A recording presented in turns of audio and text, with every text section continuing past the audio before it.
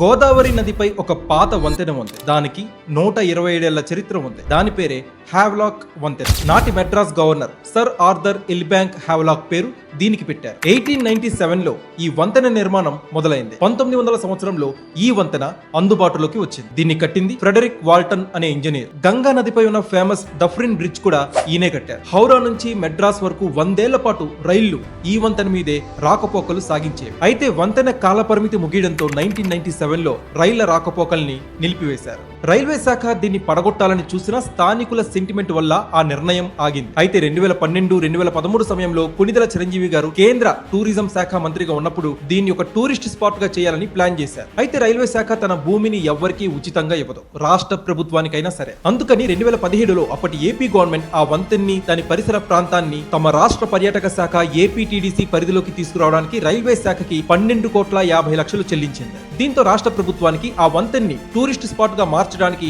హక్కులు లభించాయి. అప్పుడే మొదలైంది అఖండ గోదావరి ప్రాజెక్ట్. గోదావరి తీరాన్ని రివర్ ఫ్రంట్ టూరిస్ట్ డెస్టినేషన్ గా డెవలప్ చేద్దామని ప్లాన్ చేశారు. బట్ 2019 తర్వాత వైఎస్ఆర్సీపీ గవర్నమెంట్ ఎలాంటి ఫండ్స్ రిలీజ్ చేయకపోవడంతో ప్రాజెక్ట్ ఒక్కడుగు కూడా ముందుకు పడలేదు. కేవలం సేఫ్టీ, స్ట్రక్చరల్ స్టెబిలిటీ తనిఖీలు మాత్రమే జరిగాయి. టైం డిలే తప్ప గ్రౌండ్ లో ఎలాంటి వర్క్ కూడా జరగలేదు. స్థానిక నేతలు ఎన్నిసార్లు విజ్ఞప్తి చేసినా ఇగ్నోర్ చేశారు. అయితే ప్రెజెంట్ అలయన్స్ గవర్నమెంట్ లో మళ్ళీ ఈ ప్రాజెక్ట్ రివైవ్ అయింది. కేంద్ర పర్యాటక శాఖ ఈ ప్రాజెక్ట్ కోసం 94 కోట్ల పైనే మంజూరు చేసింది. జూన్ 2025లో శంకుస్థాపన జరిగి పనులు వేగవంతమయ్యాయి. ఈ ప్రాజెక్ట్ కి పవన్ కళ్యాణ్ గారు కేంద్ర పర్యాటక శాఖ మంత్రి కలిసి శంకుస్థాపన చేశారు. రాష్ట్ర పర్యాటక శాఖ ఏపీటీడీసీ ఆధ్వర్యంలో ఈ నిధులతో పనులు చాలా వేగంగా జరుగుతున్నాయి. వంతెన్ని ఒక వాకింగ్ అండ్ హెరిటేజ్ కారిడార్ గా ట్రాన్స్ఫార్మ్ చేస్తున్నారు. పెడెస్ట్రియన్ బ్రిడ్జ్ కడుతున్నారు. 3D లేజర్ ప్రొజెక్షన్ షోలు, LED లైటింగ్ ఏర్పాటు చేస్తున్నారు. వంతెన ఎంట్రీ, ఎగ్జిట్ పాయింట్స్ వద్ద ఓపెన్ ఎయిర్ కేఫ్లు, ఫుడ్ కోర్ట్స్ రాబోతున్నాయి. థీమాటిక్ జోన్లు, ఇంటరాక్టివ్ ఇన్స్టాలేషన్స్ కూడా పెడుతున్నారు. గ్లాస్ వాకవేస్, హ్యాండీక్రాఫ్ట్ మార్కెట్ కూడా పెడుతున్నారు. రాజమండ్రి చరిత్ర చూపించే ఒక గ్యాలరీ కూడా పెడుతున్నారు. ఈ వంతెన మొత్తం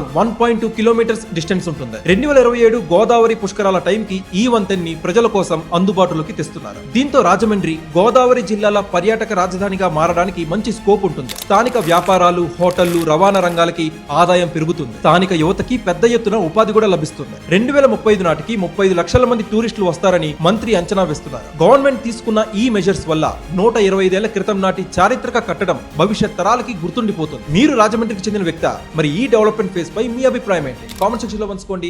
please like, share and subscribe.